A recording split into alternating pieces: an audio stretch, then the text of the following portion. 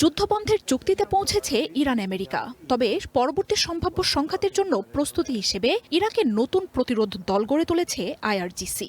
সম্প্রতি যুদ্ধে ইরাক থেকে এই গোষ্ঠী মধ্যপ্রাচ্যের দেশগুলোতে আমেরিকার ঘাঁটিতে একাধিক হামলাও চালিয়েছে। লাইফে কখন কি হয় গ্যারান্টি আছে, তাই ইন্স্যুরেন্স করুন সিটি ব্যাংকে, কারণ ইন্স্যুরেন্স করলে সিটিতে সুরক্ষা পাবেন নিশ্চিন্তে। ইরাকের নিরাপত্তা বাহিনীর ৮টি সূত্র রয়টার্সকে জানিয়েছে, প্রচলিত প্রতিরোধ দলগুলোর নেটওয়ার্কে পশ্চিমাদের নজরদারি রয়েছে।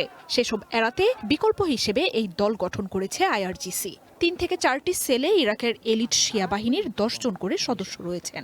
ইরাকে ইরানের নেতৃত্বাধীন প্রতিরোধ গোষ্ঠী থেকেও অনেক সেনা যোগ দিয়েছেন নতুন দলটিতে, যারা সরাসরি আইআরজিসির অধীনে কাজ করছে। যুদ্ধ শুরুর পর এপ্রিলের শেষ থেকে মে মাসের মাঝামাঝি সময়ে ইরাকের বসরা ও সামোয়ার দুর্গম মরুভূমি অঞ্চল থেকে কুয়েত, সৌদি আরব এবং আমিরাতে অন্তত ৭ বার ড্রোন হামলা চালায় এসব সেনারা। কয়েক বছর ধরে ফিলিস্তিনের হামাস, ইয়েমেনের হুথি, লেবাননে হিজবুল্লাহ সহ ইরাক ও সিরিয়ার প্রতিরোধ অক্ষের বিরুদ্ধে ব্যাপক আক্রমণ চালাচ্ছে ইসরায়েল আমেরিকা। ইরানের নেতৃত্বাধীন প্রতিরোধ জোট ক্রমেই শক্তি হারাচ্ছে বলে দাবি করা হচ্ছে।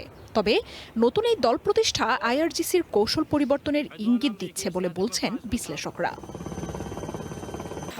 ইরানের প্রতিরোধ অক্ষ এর আঞ্চলিক শক্তির প্রতীক হয়ে উঠেছে। জোটের বাহিনীগুলোর পেছনে বিলিয়ন বিলিয়ন ডলার ব্যয় করেছে তেহরান, দিয়েছে প্রযুক্তি, প্রশিক্ষণ ও অস্ত্র। সাম্প্রতিক সংঘাতেও ইরানের হয়ে ইসরায়েল আমেরিকার বিরুদ্ধে লড়াইয়ে জড়ায় হুথি, হিজবুল্লাহ ও ইরাকের প্রতিরোধ দল। এদিকে ইসরায়েল সহ উপসাগরীয় আরব দেশগুলো দীর্ঘদিন ধরেই ইরানের নেতৃত্বাধীন প্রতিরোধ অক্ষের বিরুদ্ধে বিরোধিতা করে আসছে। এসব দলকে সমর্থন, অস্ত্র ও প্রশিক্ষণ বন্ধে আমেরিকার ওপরও চাপ দিয়ে আসছেন তারা। তবে সংঘাত বন্ধে আমেরিকা ইরানের চুক্তিতে প্রতিরোধ অক্ষ নিয়ে কোনো শর্ত না থাকায় ব্যাপক সমালোচনার মুখে পড়েছে ট্রাম্প প্রশাসন। ইরান স্পষ্ট জানিয়েছে, প্রতিরোধ দলগুলো নিয়ে কোনো সমঝোতায় যাবে না তারা। মার্জিয়া উপমা, ওয়ান ইন্টারন্যাশনাল ডেস্ক।